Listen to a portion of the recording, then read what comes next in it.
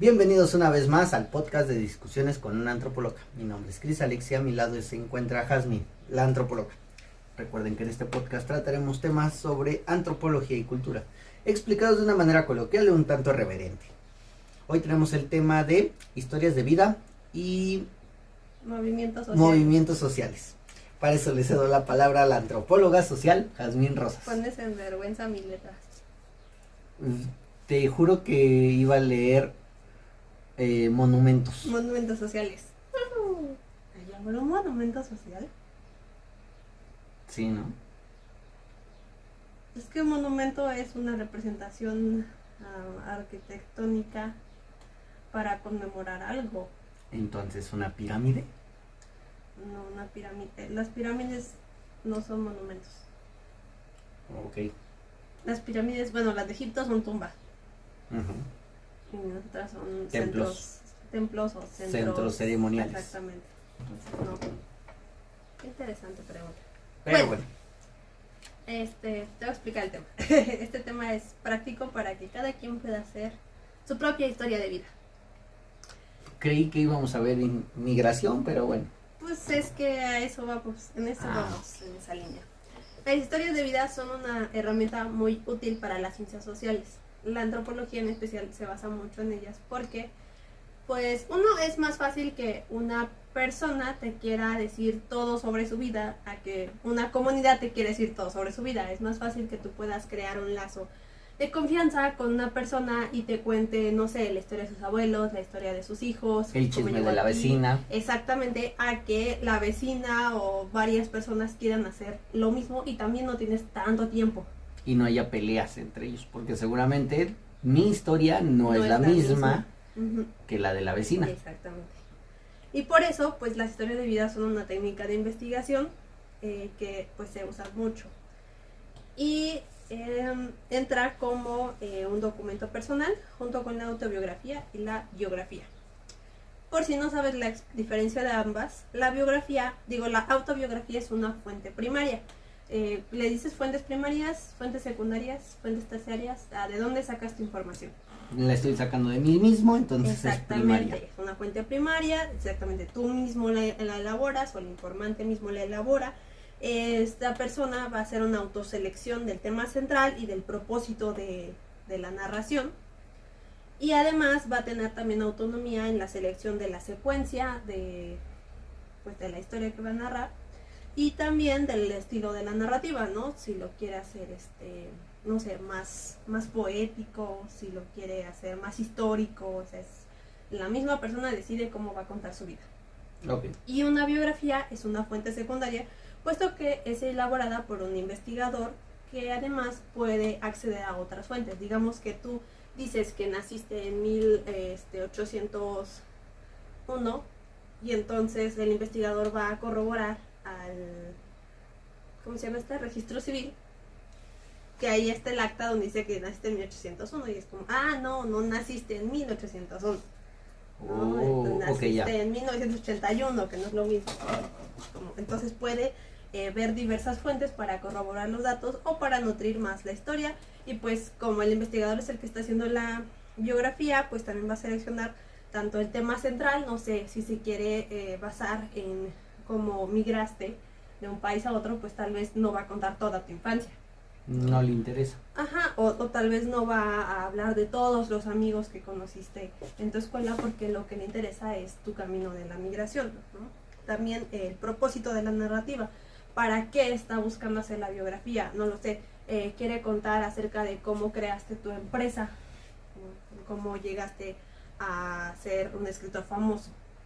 Ese va a ser el propósito. Y también pues el investigador va a seleccionar cómo va a ir la secuencia, ¿no? Si se va a saltar tu niñez, si la va a poner, si se va a... Si va a hacer un flashback. Sí, flashback así rápido. Y pues también cómo va a ser el estilo. Pero la historia de vida es una fuente primaria, pero que también va a tener elementos incorporados por el investigador. Va a ser como parte de ambas, ¿no? Elaborado por el investigador, pero en torno a una fuente principal. O sea, por ejemplo, las biografías no necesariamente tienen que entrevistar a una persona para hacer una biografía. No. Puedes investigar todos sus datos y ir hilando tú mismo la historia.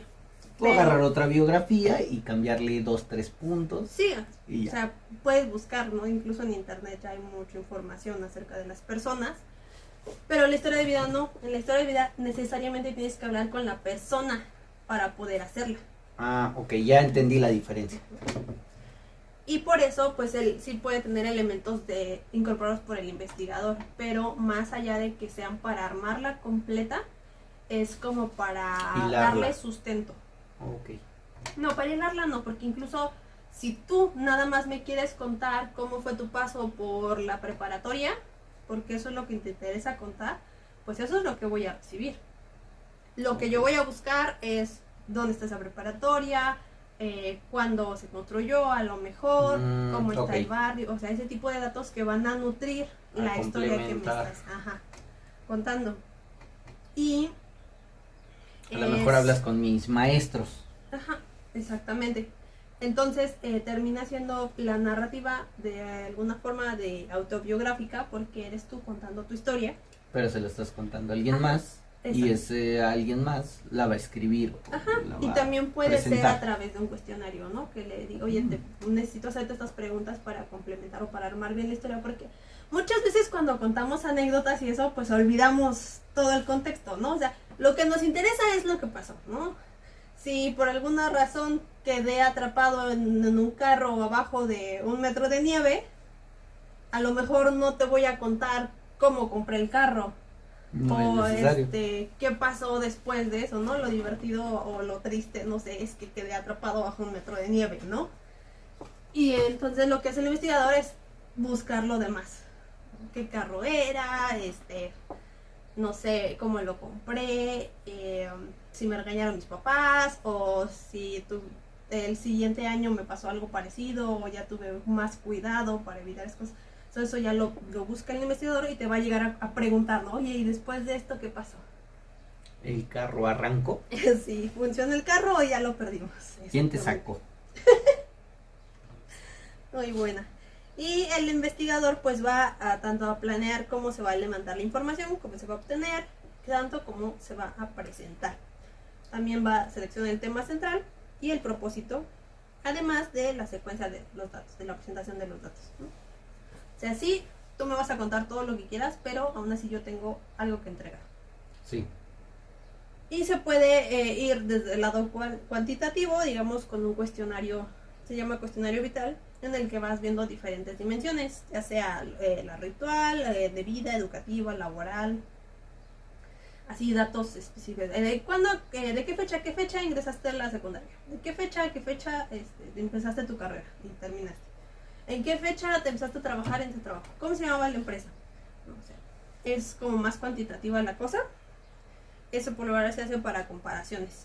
Y la cualitativa, pues en realidad es como, a ver, nos sentamos y me vas a narrar tu vida, tu infancia, ¿no? Tu experiencia cuando, no sé, te fuiste de vacaciones. Nárramela, ¿no? Es decir, más como, pues para, más abierto, digamos. Un poquito más difícil, más nutrido sí, pero más tardado. Claro. Entonces, por lo general se hacen ambas cosas, como para no perderte también. Y entonces es como cuasi biográfico. Te digo, es... Va. Y sobre todo es una fórmula utilizada por antropólogos y por historiadores orales. Porque pues es más fácil para recuperar historia oral que la gente te narre su vida, porque también te va a narrar cómo aprendió esas historias. Vale, cuando yo te hablo de La Llorona, te voy a decir quién me contó esa historia. Exactamente. ¿A qué edad la aprendiste? O a qué edad... O si le he escuchado a La Llorona. Exactamente, la escuchaste. ¿Quiénes de tus familiares tuvieron un encuentro o conocen de La Llorona? ¿Dónde la vieron? ¿Dónde la viste? Si le estudiaste alguna vez en la escuela, si cantaste la canción. ¿Cuál es la canción de La Llorona? Pues varias. Que yo me hice una de rock and roll que era en una calle cerca de la prepa. Dicen que sale una llorona loca. ¿No?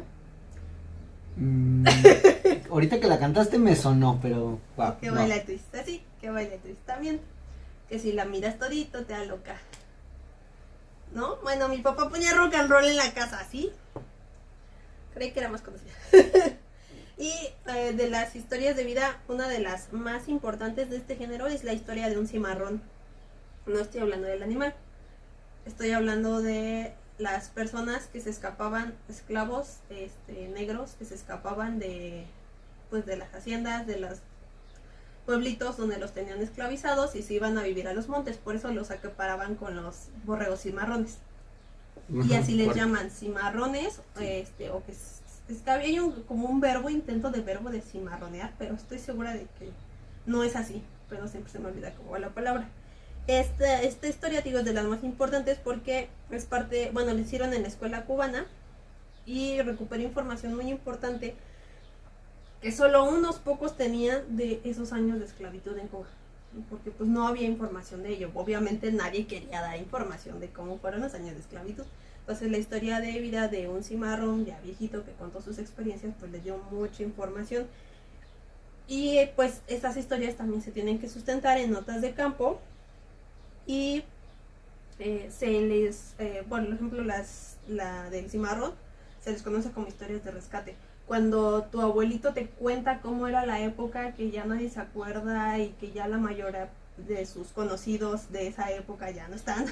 Que te la está contando no solamente por querer hablar, sino porque compartirlo porque, y que no se quede en él. Y que no se pierda, son historias de rescate. Por ejemplo, también cuentos que te narra el viejito del pueblo, no tu abuelo. No. El viejito, y vas con el viejito y para que te cuente ese cuento. Sí, y también pasa mucho, por ejemplo, con personas que han escapado de lugares donde las tenían cerradas. Hablamos de la secta, por ejemplo, de la Colonia Dignidad, ¿no? ¿Dijiste que secta? En ese capítulo al final dijimos que pues sí, tendría que ser una secta. Gracias. Neta, hasta ahorita te diste cuenta de que te di la razón. Sí. O tal vez lo festejé antes, pero sí. Bueno, esas personas pues digamos que se escapan y lo cuentan ya cuando pasaron 20, 30 años, que ya ni siquiera existe ese lugar o cosas así, y te lo cuentan, son historias de rescate. Y pues te ayudan mucho para conocer más. Los hornos de Hitler. Ándale. Aunque, bueno, esa cuenta como autobiografía. No he querido leerlo. ¿En serio no lo has leído? No, yo soy bien, es que de verdad me pone mal. Todo lo que es la Segunda Guerra Mundial me pone súper mal. Creo que ya lo habías dicho en este podcast, pero bueno, es una mujer que está contando todo su paso por uno de los centros, perdón, ¿cómo se me fue la palabra? ¿De concentración? ¿Campo de concentración? Campo de concentración. Creo, es que tendría yo que leerlo para saber si es según yo sí es una historia de vida, porque como pero es que lo está narrando ella. O sea, de todas maneras, te digo, el investigador, la persona que escribe, junto con la personita, si tú es solito, que ella lo escribió. Sí, entonces sí es autobiografía. Ajá. Entonces si tú solito lo escribes, es autobiografía. Si alguien más lo escribe por ti, aunque tú seas el narrador, entonces ya sería como una historia de vida o una biografía, dependiendo la cantidad de datos y el propósito de la historia. Okay. Y se inicia pues con una negociación de los temas, ¿no? Esto es para que ustedes puedan hacer su historia de vida, ¿eh? Este capítulo los invita a hacer su propia historia de vida, ya sea de ustedes o de alguna persona, porque es algo muy interesante. Aprendes muchas cosas tan solo de empezar a pensar en qué contarías de tu propia historia, porque cuando uno ve su vida dice, es muy aburrido. O sea, yo veo las películas y veo mi vida y digo, qué hueva ver mi vida en una película, ¿no? Pero si te quedas pensando en qué cosas son interesantes de contar o para ti fueron importantes, y en muchas de las historias de libros que se han escrito, que solo es eso, o de las telenovelas, ¿no? O sea, son cosas que dices tú, qué hueva, yo siempre, ¿no? He dicho que la historia de mi familia era una telenovela. O sea, podría ser una telenovela y les garantizo que había mucho cliché. Sí. Pero también era una muy buena telenovela. Solamente nos faltó el vato que pierde la memoria y el que está en coma. Porque en mi familia hubo de todo. Los primos que se casan entre sí sin saberlo. Una vecina. Una vecina se... Sí, Chale. Eran primos, se enteraron ya que ya que estaba embarazada, Sí. que eran primos lejanos. Bueno, Pero tenemos al adoptado hacia el adoptado. que se enamora de su hermana gemela. ¿Cómo es gemelo? ¿Cómo? ¿Gemelo? Sí, eran cuates. Eran cuates y fue adoptado. Lo adopta mi familia, Ajá. no voy a decir más, nada más. Lo adopta mi familia y se enamora de su hermana. Ay, qué complicado. No, si es una telenovela, te digo. Sí, Sí, o sea, cuando te pones a ver... ese es leve, ¿eh? Porque también tenemos al que fue dado en adopción. Ah, sí, también, y regresó. Y regresó después. después. De muchos años que lo conocieron. O sea, Sí, claro. es toda una telenovela. Entonces, pónganse a ver y se darán cuenta de que, y no solo salen esas cosas, tú puedes encontrar, por ejemplo, de la diferencia de la colonia donde vivían tus padres cuando eran jóvenes Ajá. a después donde vivieron. Sí. Puede ser una diferencia entre pues la forma de vivir ahí, las costumbres, las tradiciones a las que se tuvieron que adaptar, ¿no? Y que tú de alguna manera vivíamos en la ciudad y luego fuimos a San Polvorín, no manches. y tú de alguna manera pues tuviste una consecuencia respecto a esto, ¿no? Entonces, por eso hagan sus historias de vida o hagan la historia de vida de su abuelita. Se aprenden cosas muy interesantes. Bueno, la de mi abuela también. Yo no la tengo escrita toda, pero sí tengo partes, porque más que nada de su papá, porque Estoy igual. el bisabuelo era mayor del ejército de Carranza.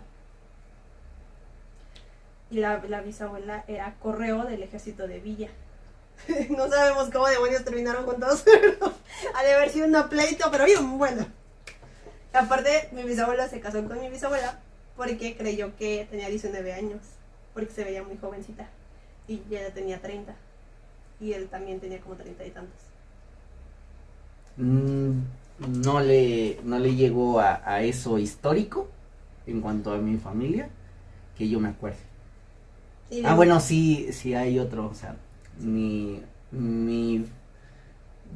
tatarabuela era maya. Dice mi familia que era una princesa. Sí. O sea, no voy a decir, no sé si es verdad, pero ella tiene un hijo. Ahí es donde y hijo, para salvarse, porque ya es mestizo, uh-huh. Para salvarse de la persecución, entra a un convento para estudiar como padre y mejor estudia medicina. Sí, entonces, porque si no, ahí se hubiera tenido la línea, ¿no? Los padrecitos ya no debían tener hijos. Se supone que en ese tiempo todavía es, bueno, no recuerdo los años, pero Miguel Hidalgo tenía hijos. Sí. Bueno, y ahí entraría el investigador a corroborar, a buscar datos históricos, a buscar a lo mejor tal vez no tan genealógicamente, pero a lo mejor los años. Pero sí, los años sí corresponden las historias, sí. Uh-huh. Y pues, generalmente se sustenta en una narrativa grabada, porque no puedes estar escribiendo al mismo tiempo que te hablan. No. Entonces, por lo regular, es como, a ver, cuénteme aquí con la grabadorcita, se le avisa a la persona que vas a grabar, porque, pues, para poder pasarlo después a limpio. Y por eso se conserva la primera persona en la narrativa, o sea, se narra desde yo te estoy contando la historia, porque pues es una transcripción, digamos, y se puede modificar el texto. Obviamente si, ok, ya entiendo. Si la persona tiene muletillas y algo así, pues se borran, ¿no?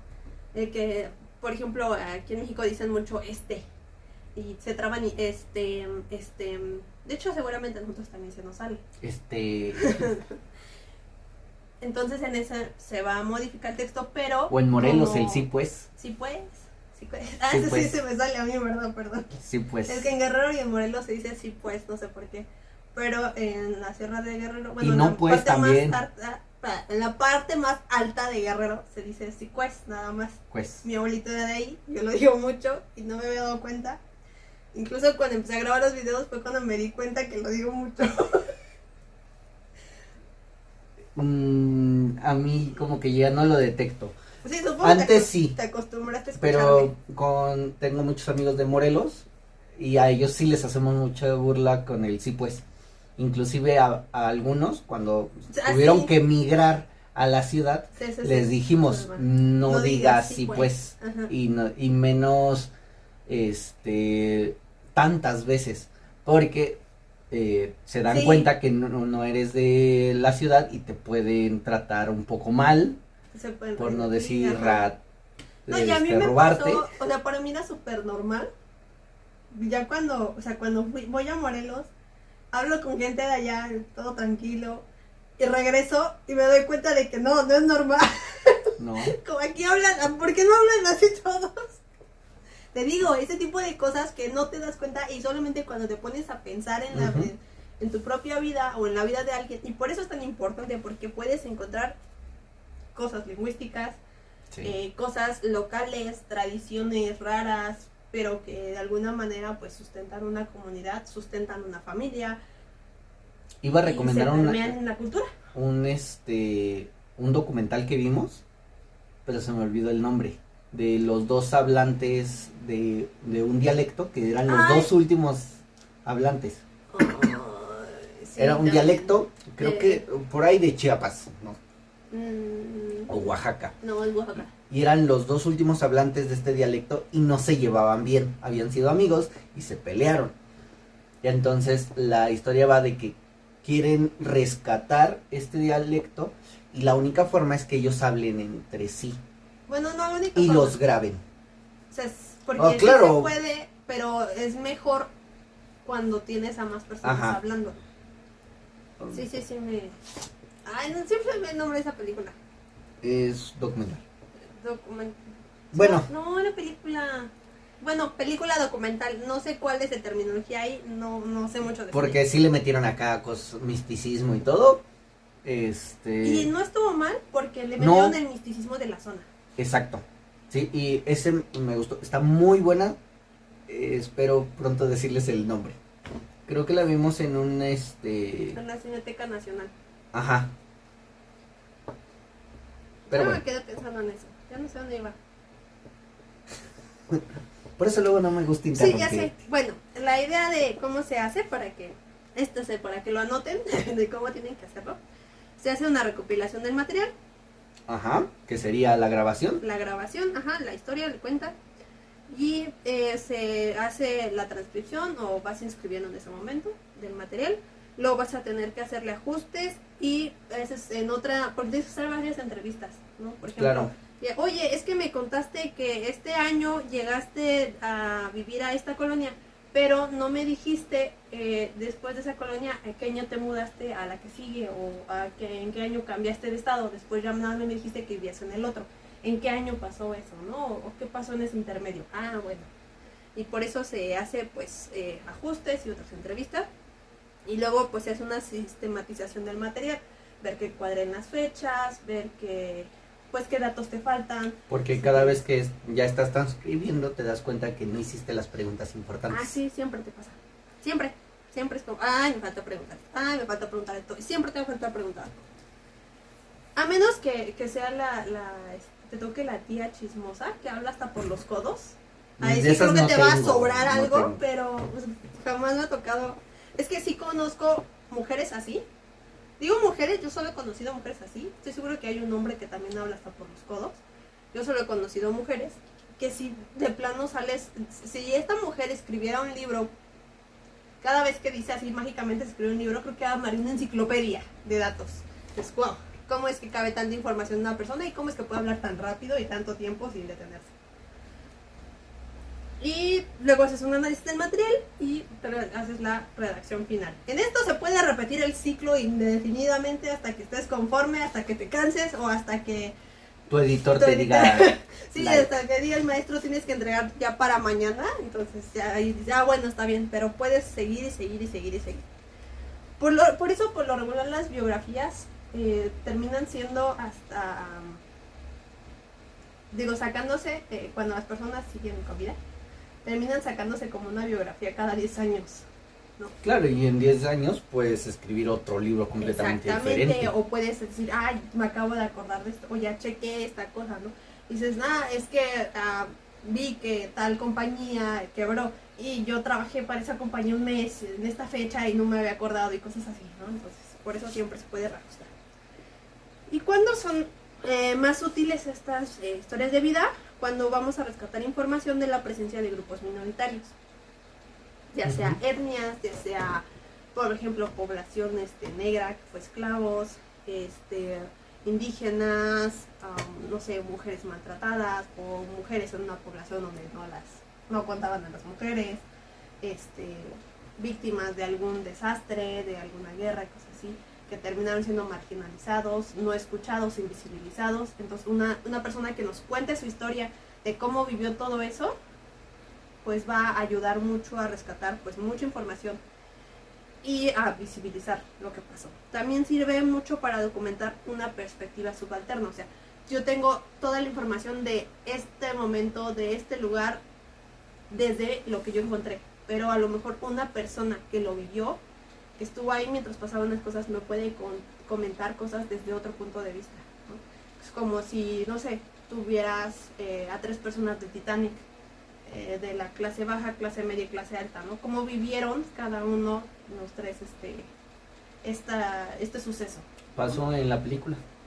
No, nos faltó de clase media. Nada más tenemos clase alta y clase baja. No tenemos clase media. Los músicos No, los músicos eran trabajadores de ahí, no es lo mismo. son clase media. No, porque no es lo mismo, porque ahí sería un trabajador del Titanic. Alguien fue contratado para el Titanic. O sea, clase media, te estoy hablando de personas que duermen y que tienen una...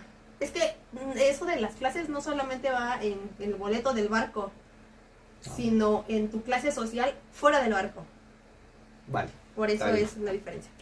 También cuando quieres obtener información de procesos de tiempo muy largo, ¿no? Por ejemplo, alguien que te cuente cómo vivió la Gran Depresión.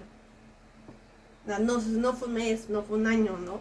¿Por qué? Porque a lo mejor sí fue en 1929 lo que se considera como la Gran Depresión, pero de allí en lo que siguió, cómo se levantaron las empresas, cómo no se levantaron las empresas, cómo fue continuando la economía y cosas así, pues solamente una persona que vivió durante ese tiempo te puede ir comentando más pues su experiencia y cómo vio el mundo, cómo fue cambiando.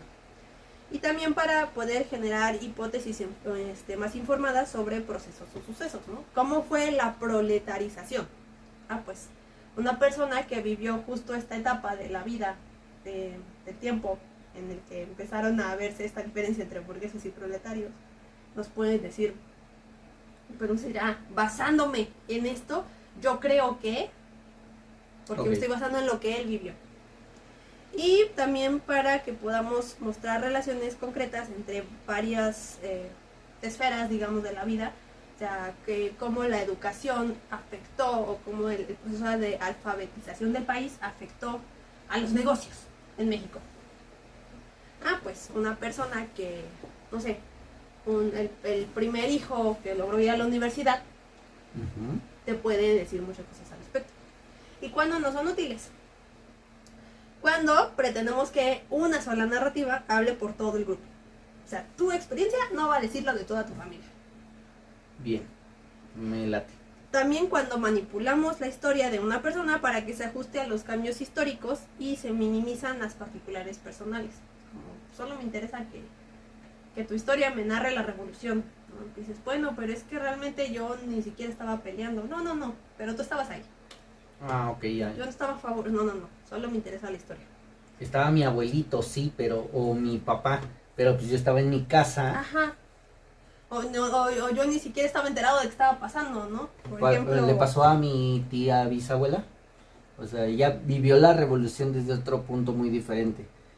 Ella se casa y en la noche de bodas llegan por su marido y se lo llevan los revolucionarios y jamás lo vuelve a ver.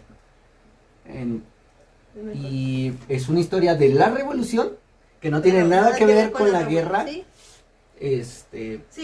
Pero es en ese momento. Sí, y ahí pues realmente no nos serviría para explicar qué pasó en la revolución o cómo se vivió la revolución. No. Porque ella ya No, está porque implicada en nada incluso de eso. no sabe, no, bueno, no sé si qué bando era, por qué se lo llevan precisamente a él y por qué en su noche de bodas. Sí, qué manchado. Se supone que pues no hubo chucutrún.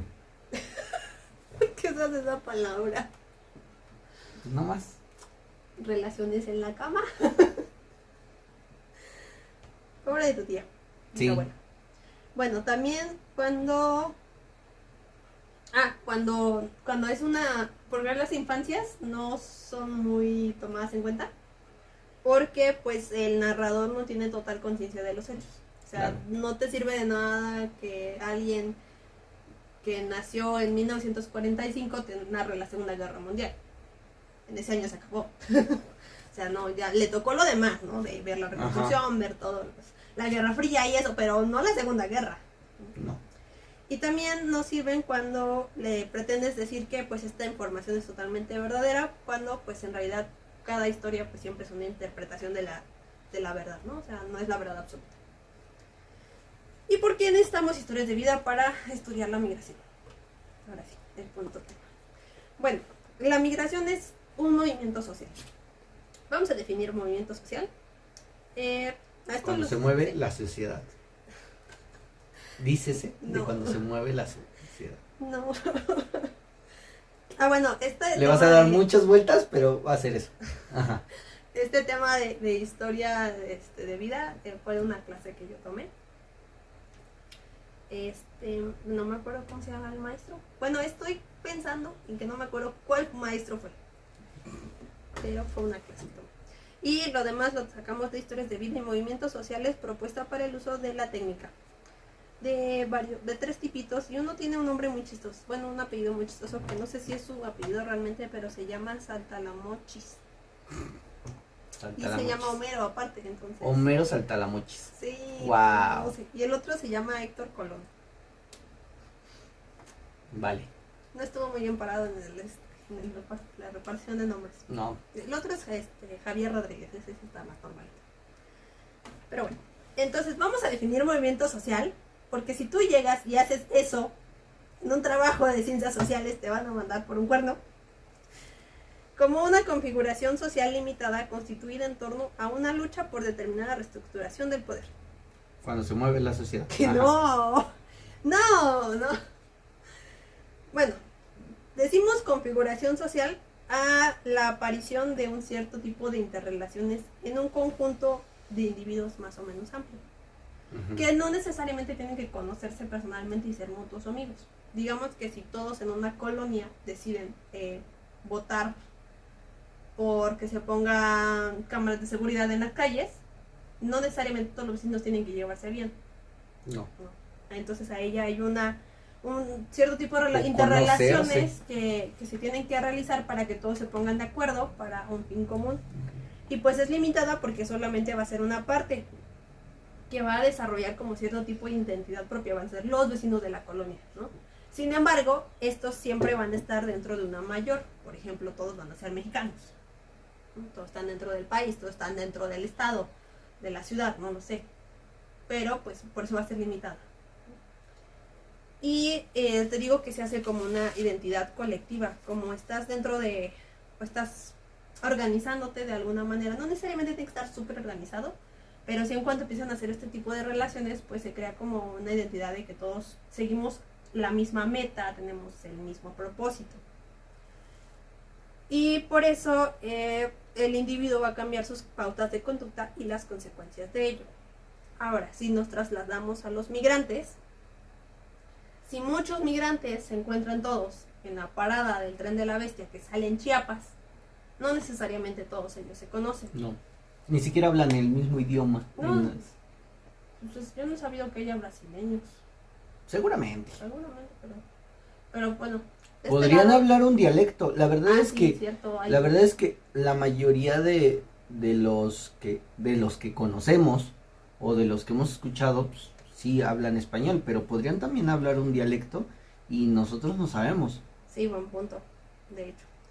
Pero justo al momento en el que todos terminan en el mismo lugar, pues empieza a haber cierta relación. Sí. Y por eso la migración es un movimiento social constante. Aunque no todos los individuos se conozcan, siempre va a haber esta unión y esta identificación, que soy un migrante. Y ya nada más por eso me tengo algo en común con este vato que va montado conmigo. Exactamente, a lo mejor él es de Bolivia, el otro es de Guatemala y yo soy de Honduras. Bueno, no sé si en todos los países que nos escuchan le dicen igual o saben que es la bestia. La bestia es el tren que va de Chiapas y atraviesa pues la mayoría del país o todo el país. Todo el país. Atraviesa el país y es el que muchos migrantes ocupan para poder atravesar el país. Que le dicen la bestia. Pues sí, piensan en lo peor. Sí, en parte también porque está enorme y hay muchas historias sobre este tren. Historias de vida, por cierto. Y de ahí porque son tan importantes historias de vida. Gracias a las historias de vida podemos saber no solamente cómo viven estas personas ese trayecto, sino todo lo que hay alrededor. Poniendo el ejemplo solamente de la bestia. Los retenes, los puntos en los que no pueden estar, los puntos en los que los atacan los cárteles. ¿Dónde pueden bajar y hay un lugar seguro? A Pasco, por ejemplo. Así.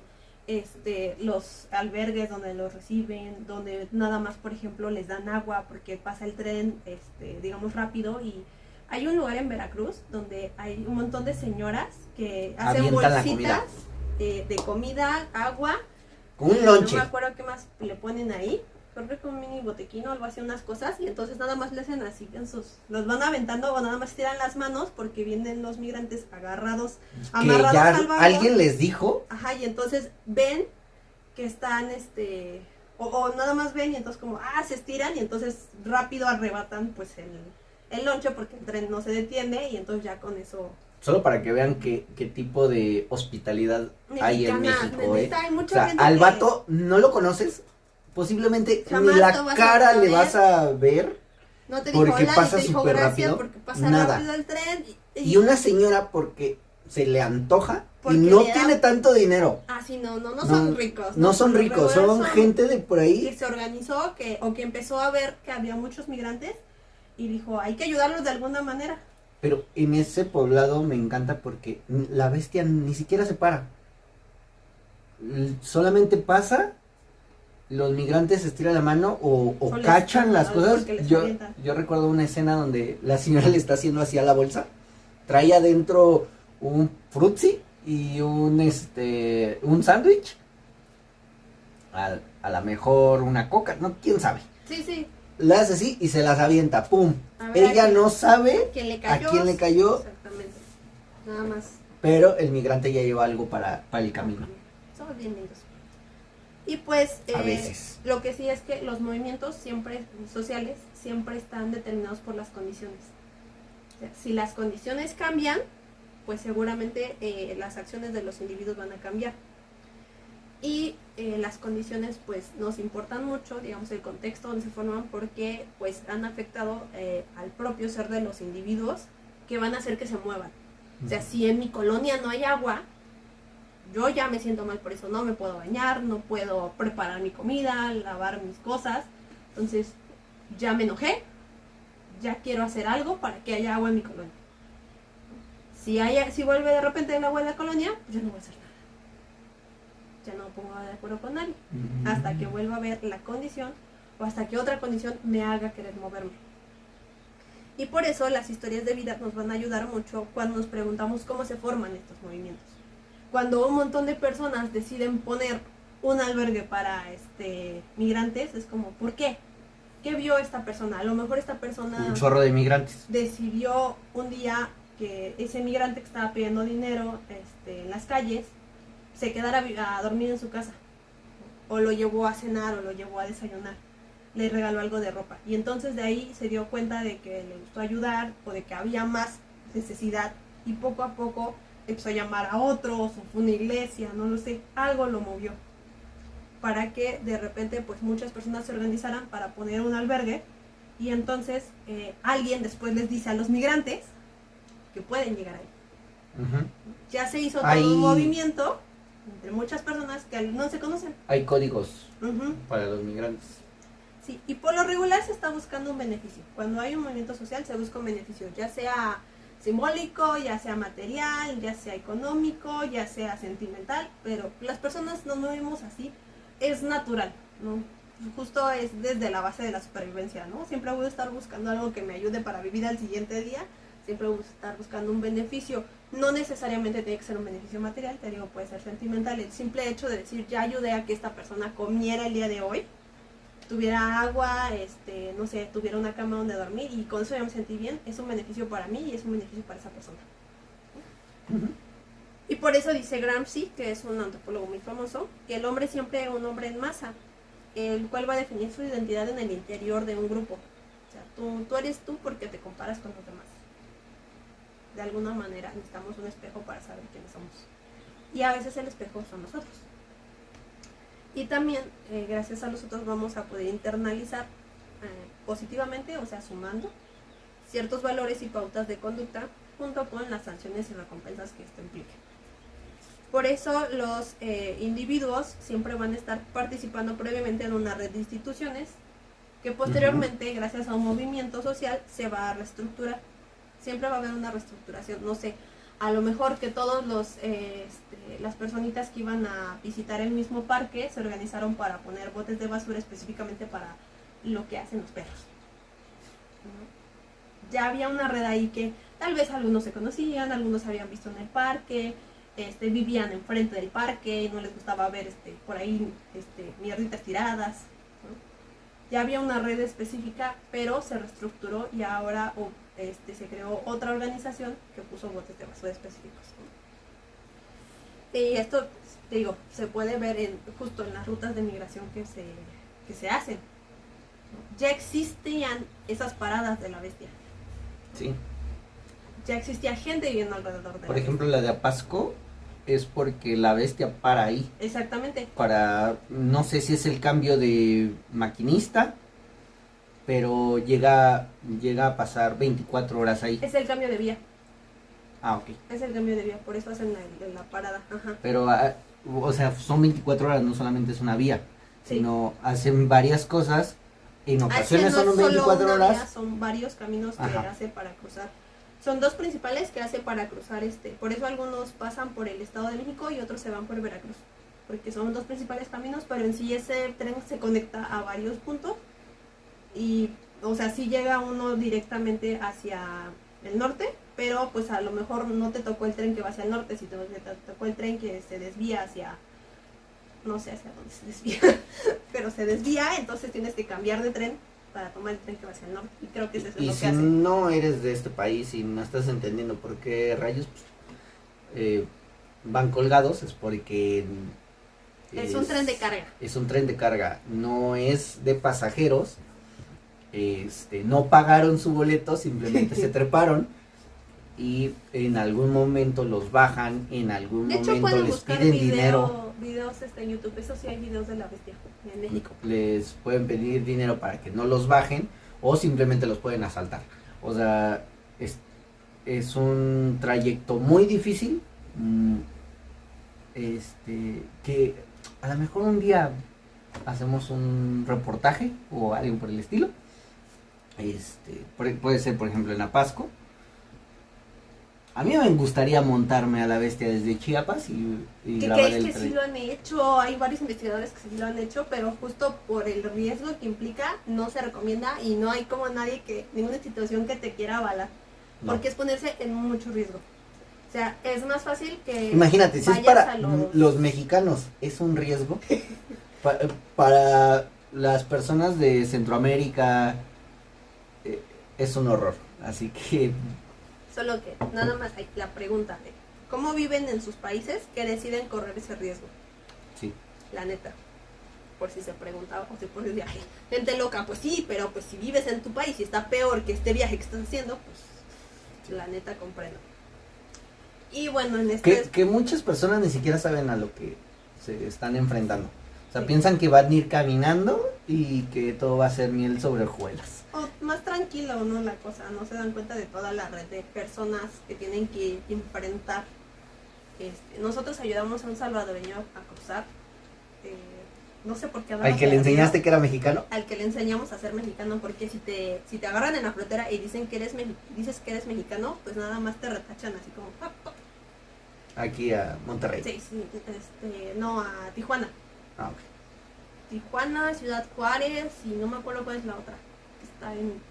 Reynosa. Ah, sí, claro, Reynosa. Ajá. Son las ciudades fronterizas a las que te regresan. Pero si te detectan que no eres mexicano, incluso entre el mismo trayecto que vas haciendo en el país, pues te quieren sacar lana o te tratan peor. Entonces le enseñamos a que tenía que saberse el himno nacional. Se aprendió lo del juramento de la bandera, los días... Espero que esto no lo tomen como una ofensa hacia otros países. Se le enseñó a este chico nada más para que lo trataran chido. Supervivencia, los días, ¿cómo se llama esto? Feriados, no, los días feriados, ¿quién es el padre de la patria? Ajá, así como mis clases de primaria para él y y aparte creo que lo mandamos a Pasco para que saliera de ahí a Pasco. Pero sí le ayudamos en ese aspecto. Claro, le dieron de comer y eso. Sí, se quedó como una semana ahí.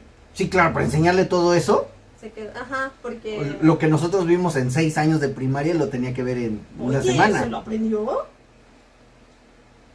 Se lo aprendió, la neta, y llegó bien. Qué bueno. Sí, sabemos que llegó bien. Y que está bien, sigue bien. Eso nos pone muy feliz, que sigue bien. Y bueno, para finalizar con lo de las historias de vida, como te digo, se pueden usar fuentes secundarias para ver qué clase de hechos determinaron el contexto y el movimiento. Uh-huh. O sea, por qué empezó a migrar la gente, ¿no? ¿Cómo es el contexto en el que vivía la gente, ¿no? ¿Por qué se empezaron a organizar para poner un albergue? ¿Qué vieron las personas alrededor? ¿No? O a lo mejor, ¿qué recibieron en el pasado estas personas que decidieron que ellos también podían dar algo? Uh-huh. Y decimos hechos porque los hechos son interpretados por actores. Les decimos actores a las personas que ya hicieron algo. O sea, Napoleón conquistando media Europa es un hecho. El actor fue Napoleón.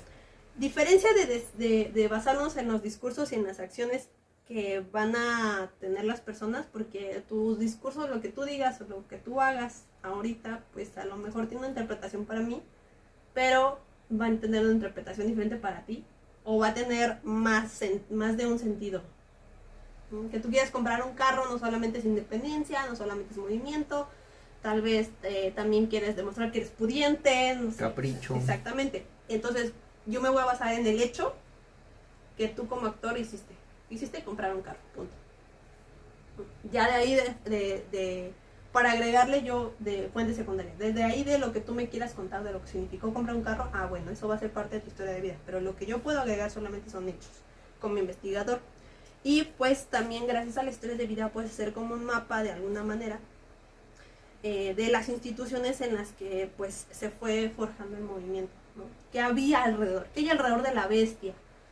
No solamente hay albergues, también hay puntos específicos de paradas, también hay empresas que mueven su cargamento a través de la bestia, ¿no? Sí. Las que importan, las que exportan, también ahí están todas esas instituciones, ¿no? También está el Instituto Nacional de Migración, está la Migra en Estados Unidos, o sea, todas esas instituciones alrededor de la bestia, y que una persona puede toparse a lo mejor con una de ellas, o con todas de ellas, o a lo mejor evitarlas todas de alguna manera milagrosa. Uh-huh. Y por eso también las historias de vida nos sirven para reconstruir vivencias significativas y también desencadenantes.